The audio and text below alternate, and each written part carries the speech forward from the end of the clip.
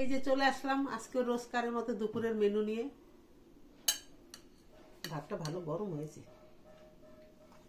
শরীরটা না যে ভালো লাগছে না, জ্বর জ্বর লাগছে। ভাত কি খেতে পারবো? অল্প করেই নেই ভাত, মনে আছে বেশি খেতে পারবো না। গা হাত পা পুরো ব্যথা করছে আর শরীরটা জ্বর জ্বর লাগছে।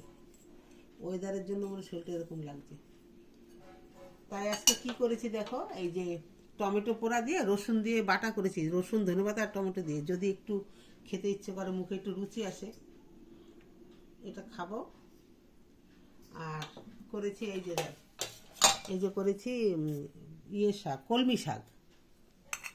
কলমি শাকটা করেছি, কলমি শাকটা খুব ভালো লাগে খেতে। কলমি শাক একটু শাক টাক মাঝে মাঝে খেলে ভালোই হয়। আর করেছি এই যে লাউ তরকারি, এই যে লাউ ডালের বড়ি দিয়ে নিরামিষ লাউ তরকারি করেছি। সব খেতে পারবো কিনা জানি না, শরীরটা একদিকে একদমই খারাপ।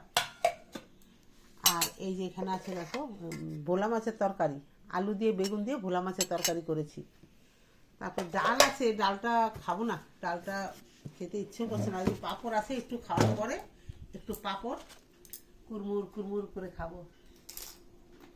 আমার ভিডিওটা ভালো লাগলে লাইক শেয়ার কমেন্ট করবে।